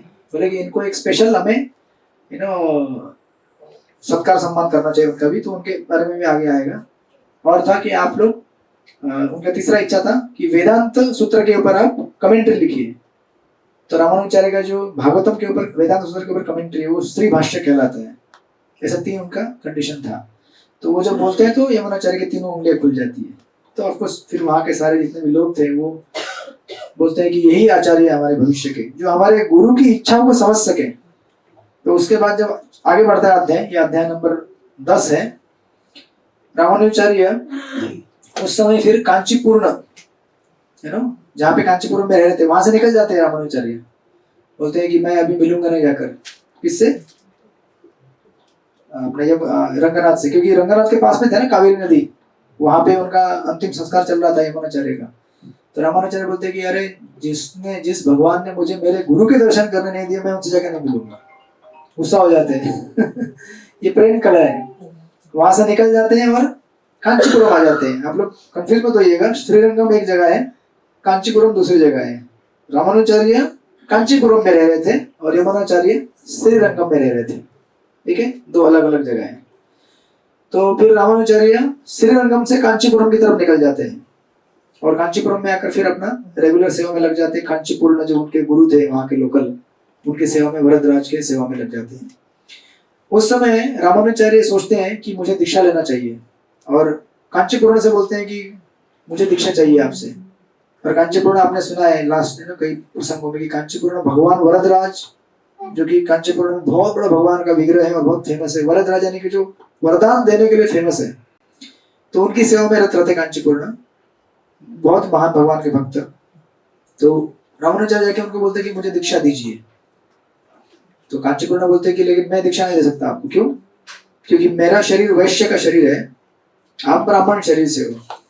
भले स्पिरिचुअल सर्कल में हम लोग दोनों डिवोटी हैं, आप डिवोटी है मैं भी डिवोटी, लेकिन मैं वैश्य समुदाय से बिलोंग करता हूँ और आप ब्राह्मण समाज से बिलोंग करते हो। तो फिर लोगों को ये जमेगा नहीं, क्योंकि आज से 1000 साल पहले सोशल कस्टम इतना कड़क था कि लोग मतलब ये सब देखते थे, ये शूद्र जाति का, ये ब्राह्मण जाति का, ये वैश्य जाति का। आज भी लोग देखते हैं, लेकिन आज इतना स्ट्रांग नहीं है जितना उतना था 1000 साल पहले।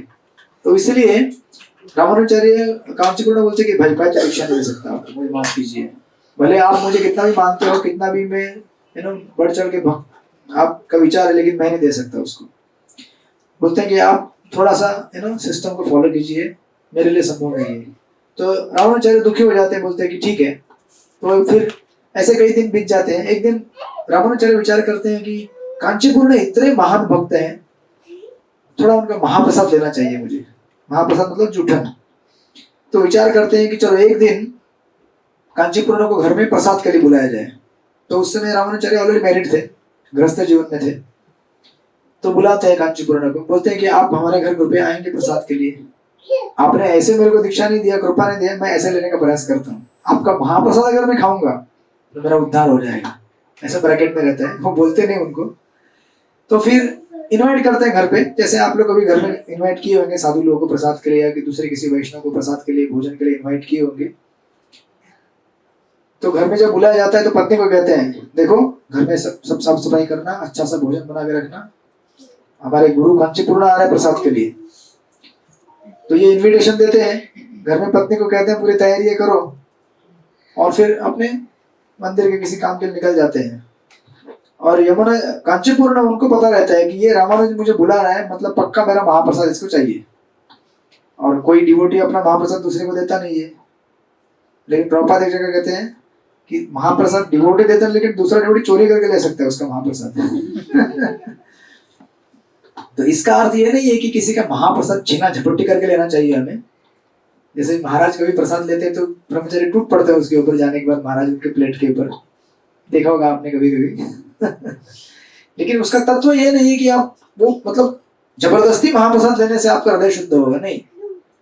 महाप्रसाद को ग्रहण करने का एक भाव होना चाहिए कि महाप्रसाद है और मुझे गुरु का सेवा चाहिए, कृपा चाहिए, इसलिए मैं लेना चाहता हूँ।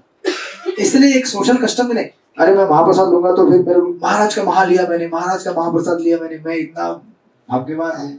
लेकिन किस लिए? एडवर्टाइज करने के लिए। ऐसे आपको वो मिलेगा नहीं कृपा। बहुत नम्रता से लेना चाहिए हमें वो। टाइम हुआ क्या? टाइम है अभी और 10-15 मिनट। तो उस समय रामानुजाचार्य अपनी पत्नी को ये इंस्ट्रक्शन देकर निकल जाते हैं। कांचीपुर्ण सोचते हैं कि चलो मैं ऐसा काम करूंगा कि फटाफट जाके प्रसाद लेकर निकल जाऊंगा, रामानुजाचार्य के बिना पता चले। तो कांचीपुर्ण रामानुजाचार्य के पहुंचने के पहले ही, और वो भी जो मंदिर का दूसरा द्वार था पीछे वाला, उस द्वार से निकल जाते हैं और घर पे आ जाते हैं इनके रामानुजाचार्य के। और उनकी पत्नी को कहते हैं कि देखो मुझे मंदिर में बहुत इंपॉर्टेंट काम है, फटाफट जो भी रेडी रहेगा मुझे दे दो। तो थोड़ा बहुत उन्होंने जो भी बनाया था, तो अभी उनकी पत्नी थोड़ी अलग थी। वो विचार करती है कि कांचीपुर्ण ये वैश्य समाज से है और मैं और मेरे पति ब्राह्मण समाज से है। तो उसके मन में ये द्वैत भावना रहती है कि ये ब्राह्मण है, ये शूद्र है, ये वैश्य है। हालांकि भक्त सारे एक ही होते हैं। तो उनकी पत्नी सोचती है कि अरे अभी गुरु है इनके, लेकिन ये क्या है वैश्य समाज से, थोड़ा ऐसा दूर रखती है। थोड़ा बोलते हैं रुको रुको यहाँ बैठो। तो प्लेट देती है, वहां पे जो भी बना रहेगा। तो कांचीपुर्ण खाते हैं, फटाफट खा लेते हैं। उनको पता रहता है अगर रामानुजाचार्य आ गए तो मेरा प्लेट का जूठन ले लेंगे। फटाफट फिनिश करके कहते हैं कि मुझे अर्जेंट काम है मंदिर में, मैं निकल जाता हूँ। और निकल जाते हैं पीछे के रास्ते से। और इनके जाने के बाद उनकी पत्नी क्या करती है, सोचती है कि अरे तो एक वैश्य था। तो तुरंत उनका प्लेट ऐसे किसी दूसरे लकड़ी से कूड़ा ऐसे हटाते हैं ना, वैसा हटाती है, उधर पानी डालती है पूरा, फिर जाती है स्नान करती है खुद, पूरा कंप्लीट स्नान करके कपड़े धोके आकर उधर पूरा गोबर से पोछा मारती है, लेपती है पूरा। मतलब उसके हिसाब से उसने पवित्र कर दिया जगह को। अभी जगह दूषित हो गया था, अभी साफ सफाई हो गया, अभी सारा अशुद्धि चला गया, अभी शुद्ध शुद्ध होगा। आप समझे कि नहीं? उसके बाद रामानुचार्य आते हैं वहां पे घर पे और देखते हैं कि पत्नी तो स्नान करके नया भोजन बना रही है वापस। और वो क्या करती है, जो भोजन बनाया था वो बर्तन भी, क्योंकि पूर्व जमाने में मटके के बर्तन अपने मिट्टी के बर्तन में भोजन बनाते थे, तो जिसमें भी भोजन बनाते थे वो पूरा फेंक देती है, मतलब साफ सफाई करके ये अशुद्ध हो गया। और नए बर्तन में लीपा पोती करके पूरा एकदम फ्रेश कपड़े पहन के कुकिंग कर रही, बोलते हैं अभी तक हुआ नहीं प्रसाद। तो उस समय रामानुचार्य कहते हैं, सॉरी उनकी पत्नी कहती है, अच्छा आपके गुरु वो तो आगे चले गए, वो उनके जाने के बाद ही तो मैं साफ सफाई की ना, मैं स्नान करके शुद्ध हो गई हूँ अभी और क्लीन होकर अभी आपके लिए भोजन बनाऊंगी बस। रामानुचार्य सर पे हाथ रख लेते हैं और गुस्सा होते हैं उनके ऊपर, है ना, कि आपको समझ में नहीं आया। इस प्रकार जो भेद है ना, जो भेद आप कर रही हैं कि एक ब्राह्मण है, एक शूद्र है, क्षत्रिय, ये आध्यात्मिक व्यक्तियों के लिए लागू नहीं पड़ता है। जब एक बार भक्त अगर हरे कृष्ण महामंत्र का जप चालू कर दे, हरे कृष्णा कृष्णा कृष्णा हरे हरे, हरे राम राम राम हरे हरे, तो सर्वोपरि शुद्ध हो गया। उसकी शुद्धि के लिए इंतजार नहीं करना चाहिए कि अभी ये शुद्ध भक्त बनेगा तभी शुद्ध हो जाएगा। वो शुद्ध होने के मार्ग में चला गया वो, तो चाहे वो किसी भी जात का हो, किसी भी प्रजाति का हो, चाहे वो इंसान भी ना हो। अपने भागवत में देखे होंगे उदाहरण, अपने जटायु थोड़ी इंसान के शरीर में थे, गजेंद्र थोड़ी इंसान के शरीर में थे, राइट, फिर भी भगवान के शुद्ध भक्त रह के गए हैं ना वो लोग। उसी प्रकार हमें देखना चाहिए कि जब हम भक्ति चालू करते हैं तो हमारे अंदर के सारी अशुद्धियां दूर हो चुकी हैं। हमें दूसरों को नहीं देखना चाहिए कि अरे ये इस जाति का है ना, ये समाज का है, ये काला है, गोरा है ना, ये बहुत ज्यादा कमाने वाला है, ये कम कमाने वाला है, ये ऐसा है वैसा है। भगवान की नजर में सारे समान हो जाते हैं। तो इस भाव से जब हम उनको देखेंगे तभी हमारा हृदय शुद्ध हो जाएगा। तो फिर ऑफकोर्स उस दिन रामानुचार्य बहुत गुस्सा होते पत्नी के ऊपर। ऐसे और 2-3 प्रसंग ऐड होते जाएंगे उसमें, और फिर विचार करते हैं कि अरे मेरा तो प्लान फेल हो गया, तो मुझे कृपा चाहिए था उनका लेकिन मिल नहीं पाया। फिर ऐसा विचार करते हुए रामानुचार्य सोचते हैं कि मुझे उनसे कृपा लेना है, तो उस कृपा को प्राप्त करने हेतु और प्लानिंग करते हैं, विचार करते हैं कि चलो अभी ऐसे मेरा काम नहीं बना, मुझे तो मेरे गुरु की कृपा चाहिए।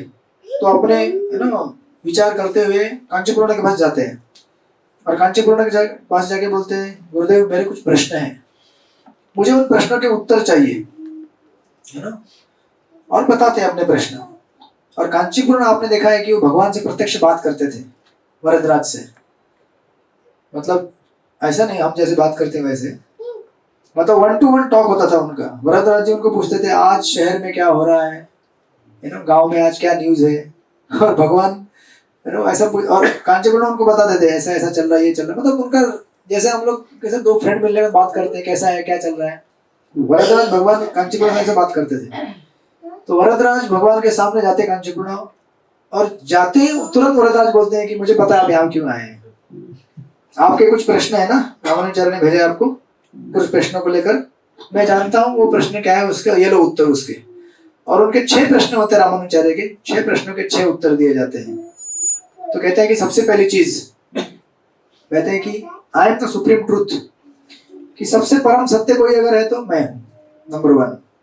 दूसरा कहते हैं मैं और जीवात्मा दोनों क्या है, अलग अलग है, इन द सेंस कि भगवान और जीव दोनों गुणवत्ता में एक है लेकिन परिमाण में अलग है। गणित है, समझ में आया? कहने का अर्थ है कि कई बार संसार में लोग बोलते हैं कि मैं भगवान हूं, मैं भगवान हूं। भगवान कोई नहीं बन सकता, भगवान एक ही है, और जो जीवात्मा है वो अनेक है, राइट, अनेक जीवात्माएं एक भगवान। तो यहाँ पे वरदराज कहते हैं कि मैं और जीवात्मा दोनों अलग अलग है। तीसरा चीज भगवान कहते हैं कि श्रद्धा से, by faith shall man reach me, अगर आपके पास श्रद्धा है तो श्रद्धा के बल पर आप मुझे प्राप्त करते हैं और मुझे प्राप्त करके इस जगत से मुक्त हो सकते हैं। श्रद्धा का मूल्य आपको चुकाना पड़ेगा। 3 चीजें होती हैं। चौथी चीज कहते हैं कि thought of me at the time of death is not compulsory, मतलब मेरा जो भक्त है उसको ये चिंता नहीं करनी चाहिए कि मृत्यु के क्षण के समय में मुझे भगवान का स्मरण होगा कि नहीं होगा। तो अगर हम लोग बोलते हैं अरे यार लास्ट में अगर भगवान का नाम नहीं आया तो वो चिंता हमें नहीं करनी, अभी आ रहा है क्या अभी नाम लो। और कई बार ऐसे कुछ लोग होते हैं, जैसे हमने लास्ट टाइम डिस्कस किया था हरि नाम का हम लोग चर्चा कर रहे थे। कुछ लोग बोलते हैं कि अच्छा भगवान ने कहा है ना अंत काले च मामे व स्मरण मुक्त्वा कलेवरम, कि अंत समय में जो मेरा स्मरण करेगा मेरे पास आएगा। तो कुछ लोग अगर उनको बोलेंगे भाई जब करो, वो लोग बोलते हैं हम अंत में बोलेंगे, जब मरने के पहले बोलेंगे हरे कृष्णा। ऐसे होगा क्या? इतना आसान है क्या? और श्रील प्रभुपाद का उस दिन में लेक्चर सुना तो प्रभुपाद बोल रहे थे कि एक बंगाल का, प्रभुपाद बंगाल के है ना, बंगाल का स्टोरी सुनाते रहते हैं तो प्रभुपाद कह रहे थे क्या हुआ, हाँ आराम से, पैर दुख रहे हैं ना, फैला के बैठी, कोई बात नहीं सो भी सकते हैं कथा सुनिए सिर्फ। हमने भागवत कथा महात्मा में देखा था ना, कथा श्रवण होना चाहिए। तो प्रभुपाद एक्चुअली सो मत जाना तो प्रभुपाद बोले थे कि एक बूढ़ी औरत जो मृत्युशैया पे थी, वो मतलब अभी शरीर छोड़ने वाली थी, उसका नाती था, ऐसे ही हरे कृष्ण बन गया था, कंठी माला पहन के नया नया। वो बोल रहा था अपनी दादी माँ को, दादी माँ जप करो बोलो हरे कृष्णा कृष्ण कृष्ण हरे हरे, हरे राम राम राम हरे हरे। बोला जप करो हरे कृष्ण बोलो। तो गुस्सा हो गया, दादी बोली आ तो को तो ना बोला तो ऐसा बंगाली में प्रभुपाद कुछ बोलते हैं ऐसा ही है ना कुछ तो। हाँ फिर से बोलो। आम्ही आता कथा मतलब नहीं बोल सकती मैं। तो प्रभुपाद बोलते हैं कि ये इतना बोल सकती है आता कथा ना बोलते तो, लेकिन हरे कृष्ण नहीं बोल सकती। देखिए इसका मतलब ये है कि भगवान का नाम लेने के लिए बहुत पुण्य लगता है। आप लोग यहाँ जो भी यहाँ पे आए हैं ऐसे नहीं आए हैं, ये मत सोचना कि मैं ऐसे ही रास्ते में चलते चलते मंदिर में घुस गया और अरे भाई। और ये भी याद रखना है कि यहाँ आने के बाद जब हमारे हाथ में जप माला आती है, वो भी बहुत स्पेशल भगवान का कृपा रहता है। तो मंदिर में तो बहुत सारे लोग आते हैं, मैक्सिमम लोग आते हैं, भगवान को देख लेते हैं, फिर विचार करते हैं कि पूछते हैं हमको कई बार महाप्रसाद कहाँ मिलता है यहाँ पे। मैं बोलता हूँ एक्सप्रेस गोविंदा बाहर है बोलते हैं लंच कहाँ मिलेगा, डिनर कहाँ मिलेगा, एक्सप्रेस वहाँ पे है, यहाँ पे बड़ा वाला, बड़ा भाई छोटा भाई दोनों दरवाजे में वेट कर रहे हैं आपका, आप ले लो वहां से। तो लोग अपना जाते हैं, प्रसाद लेके निकल जाते हैं। उनका मंदिर टूर मतलब इधर तक ही होता है। तो मंदिर में आने के बाद, भगवान का दर्शन लेने के बाद हमारे हाथ में जप माला अगर आ जाए तो परम सौभाग्य है। वो ऐसे नहीं मिलता है, वो जन्मों जन्मों का पुण्य लगता है उसके लिए। हमारे मुख से भगवान का नाम निकलना कोई मामूली चीज नहीं है। कई जन्मों का पुण्य करने के बाद और भक्तों का संग में उनका सेवा करने के बाद ये हमको प्राप्त हुआ है। तो ऐसा नहीं है कि अंत में आप बोलेंगे, मैं बोलूंगा हरे कृष्णा, जीवन भर पाप करेंगे, जो करना है करेंगे, अंत में हरि बोल मुक्त हो गया। अरे भाई ऐसे नहीं होता है। और अगर आपने बोल भी लिया गलती से तो ये it's not a matter of utterance, it's a matter of remembrance. यानी कि हिंदी में इसको कहते हैं, आप हरे कृष्ण बोल भी दिए लेकिन ये मामला खाली बोलने का नहीं है, स्मरण करने का मामला है। दो चीजें अलग अलग है। खाली बोलना एक चीज होता है और बोलते समय आपको याद है, मतलब स्मरण में आना कि ये मैं क्या ले रहा हूँ, भगवान का नाम है क्या, ये दूसरी चीज होती है। समझे का नहीं समझे? जैसे आप हरे कृष्ण जप करते हैं, खाली जब भी हो सकता है हरे कृष्ण कृष्ण कृष्ण हरे हरे, मतलब बोलते जा रहे हैं, लेकिन किसका नाम बोल रहा हूँ मैं, क्यों बोल रहा हूँ, सुन रहा हूँ कि नहीं, ये तो अलग चीज है ना। मतलब गुणवत्ता, क्वालिटी, अगर क्वालिटी नहीं रहेगा तो फिर उसमें आपको रिजल्ट नहीं मिलेगा जो मिलना चाहिए। जैसे आप अगर समझो सब्जी काट रहे हैं तो आप सब्जी कैसे काटते हैं, ऐसे काटते हैं, अभी जो लौकी रखी है और काटते जा रहे हैं, हाथ भी कट जाएगा आप देखते हैं ना ठीक से, हाँ ऐसे काटना है, ये शेप में काटना है, इतना काटना है, छिलका निकाल के फेंकना है, बराबर। तो उसी प्रकार ऐसा नहीं है कि अंत में मैं बोल दूंगा हरे कृष्णा मेरा हो गया, नहीं है। और कुछ लोग तो ऐसा कहते हैं कि मुझे अगर किसी को मुक्ति दिलानी है तो मैं बंदूक रखूंगा उसके सर पे, बोल हरे कृष्णा इसको मुक्ति दिला, हरे कृष्णा ऐसे नहीं होता है, ये कोई जबरदस्ती करके भेजने। भगवत धाम आपको जबरदस्ती नहीं भेज सकते हम लोग, बंदूक लगा के आपके सर के ऊपर। भगवत धाम प्रेम करके जाया जाता है भगवान से।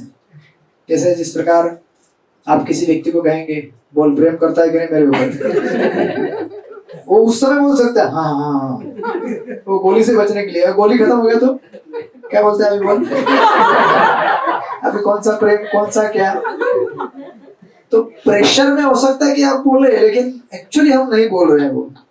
और इसीलिए यहाँ पे ये कह रहे हैं, भगवान वरदराज कहते हैं रामानुजाचार्य को कि thought of me at the time of death is not compulsory for my devotee. मेरे भक्त के लिए ये जरूरी नहीं है कि उसको मेरा स्मरण ही हो जाए लास्ट में, होगा पक्का, लेकिन यदा कदा अगर हमको याद नहीं आया, क्योंकि हम लोग कैसा जब करते कैसे करते कितना करते हमको पता है ना। लेकिन भगवान कृपाशाली है हमारे ऊपर, हमको वो बोलते हैं कि उसकी जरूरत नहीं है, मैं याद दिलाऊंगा उनको, राइट। एंड देन ये चौथा चीज था। पांचवा बोलते हैं release from bondage follows immediately on death of body, मतलब मुक्ति उसको तुरंत मिल जाएगी जैसे शरीर छूटेगा मेरे भक्त का। और कहते हैं छठा, चूज महापूर्ण फॉर योर आचार्य। और रामानुजाचार्य के लास्ट का इंस्ट्रक्शन देते हैं कि जैसे कांचीपूर्ण थे वहां पे, वैसे महापूर्ण करके और एक आचार्य थे, बोलते हैं कि महापूर्ण को आप अपना गुरु स्वीकारो, ऐसा इंस्ट्रक्शन को देकर रखते हैं। और ये चीज लेकर कांचीपूर्ण 6 चीजों को लेकर जाते हैं रामानुजाचार्य के पास, और कहते हैं कि देखो मैं उनको बोला भी नहीं, मैं सामने खड़ा हो गया और तुरंत उन्होंने बता दिया ये आपके प्रश्न और ये आपके उत्तर। तो फिर वरदराज का ये प्रश्न उत्तर सुनकर रामानुजाचार्य बहुत प्रसन्न हो जाते हैं। तो गुरु का भी कृपा मिला, भगवान का भी कृपा मिला। इस प्रकार ये प्रश्न उत्तर उनका होता है। और हम आगे देखेंगे किस प्रकार कि फिर वो महापूर्ण को अपना गुरु बनाएंगे रामानुजाचार्य, और फिर महापूर्ण को गुरु बनाने के बाद उनका संन्यास भी आएगा इसी अगले अध्याय में, कि और एक बार गड़बड़ करेगी उनकी पत्नी फिर और एक बार गड़बड़ करेगी, 2 बार, 3 बार जब हो जाएगा तो रामानुजाचार्य बोलेंगे ठीक है अभी हरे कृष्णा, अभी आप इस जगत को संभालो, संसार को भोग लो, अभी मैं जा रहा हूँ भगवान की सेवा में। तो इसका मतलब ये नहीं है घर में जाने के बाद कोई बोल रहा है यहाँ पे इस तरह से।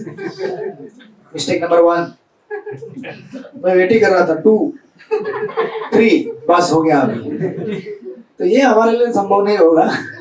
जैसे हम लोग कहते हैं है ना, वो पत्नी से घर से तंग आकर पति बोलता है बस हो गया, छोड़ो घर द्वार, चलो हरिद्वार। फिर सोचता है अरे यार लेकिन कोई पूछेगा क्या, अजी पकोड़े खाओगे? पूछता है यही हरिद्वार है मेरा, यही घर मेरा हरिद्वार है।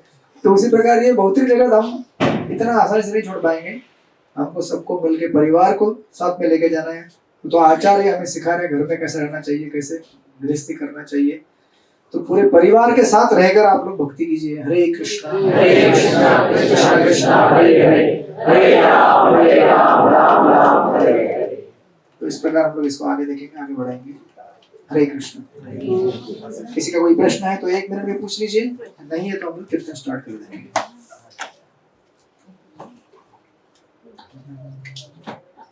कोई प्रश्न नहीं है, भूख लगी है मतलब। 2.5 डब्बा उन्होंने स्वीट बोला था, गारंटी कुछ नहीं है कितना मिलेगा। हाँ यात्रा का आपको डाला है ग्रुप, आप ही देने वाले हैं। आज उसने भेजा है शीट फाइल करके। अपनी यात्रा आपने निकाली है 26 जनवरी 27, 28, 29, 30, ऐसे कुछ 4-5 दिनों का यात्रा है। वृंदावन और अयोध्या कनेक्ट करने का प्रयास करेंगे अगर आप लोगों को टाइम मिलता है तो। नहीं तो जनवरी में वृंदावन की यात्रा का आयोजन किया गया है, हमारा एक खोखोली का ग्रुप है। फिर वही सेम पैटर्न इसी ग्रुप में आपको प्रपोज किया जाएगा और फिर दोनों बैच को ऐड करके लेके जाएंगे आप लोग। तो कुछ समय बाद हम लोग ग्रुप में पोस्ट करने वाले हैं, फिर आप लोग जिनको आना है यात्रा में आपका नाम दे सकते हैं। लक्ष्मी अगर सिर्फ वृंदावन करेंगे तो कुछ तो 5-5.5-6 हजार है, और अगर अयोध्या तक करेंगे तो कुछ तो 6-7 हजार 8 हजार तक जाएगा। वो सब डिटेल आपको दिया जाएगा। हाँ 2 दिन एक्स्ट्रा जाएगा ना, 3 दिन तो वृंदावन में लगता ही है। अयोध्या में सिर्फ दर्शन, थोड़ा सरयू स्नान और फिर वहाँ पे हनुमानगढ़ी थोड़ा इधर उधर दर्शन, फिर आप लोग आ सकते हैं।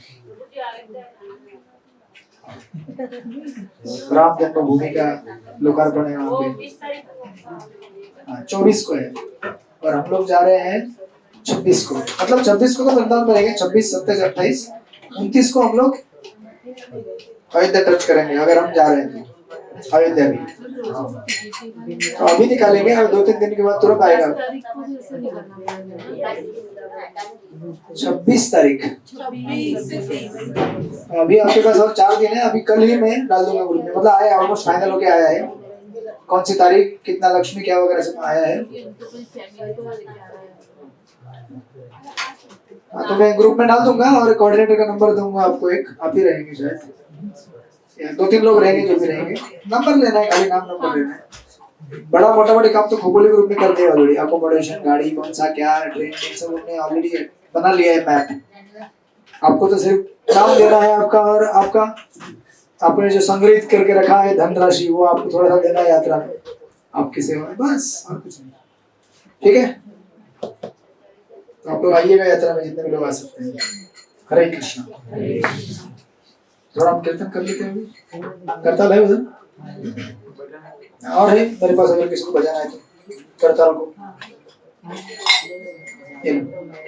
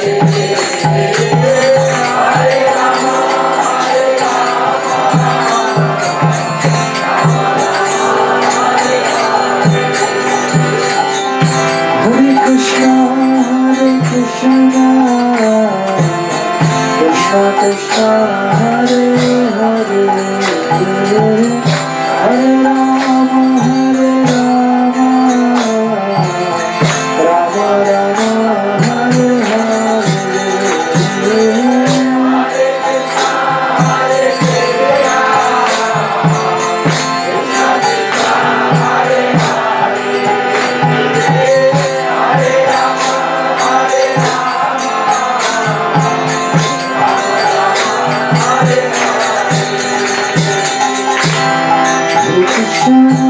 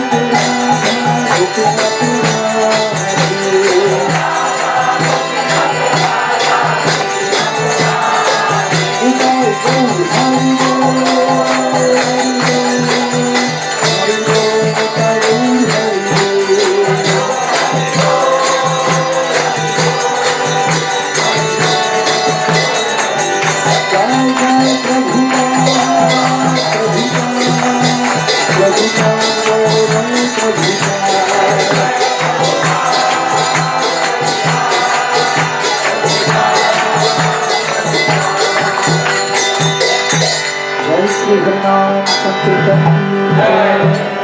जय श्री श्री भगवान भगवान की जय। अनंत कोटि वैष्णव वृंद की जय। वाञ्छां कल्पतरुभ्यश्च कृपा सिन्धुभ्यश्च पतितानां पावनेभ्यो वैष्णवेभ्यो नमो नमः। अनंत कोटि वैष्णव भक्तवृंद की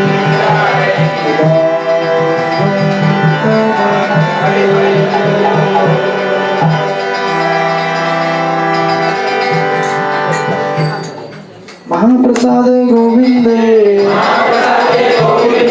नमो ब्राह्मणे वैष्णवे स्वल्पपुण्यवतं राजन् विश्वासो नैव जायते शरीरा विद्याजानि जड़ेन्द्रियता ही काल जीवे फैले विषय सागरे तार मध्ये जीवाति लोभो माया सुदुर्मति ताक जेता कठिन संसारे कृष्ण बड़ा दयामय गरीबाने जीव जाय सुप्रसाद नदी लोभाय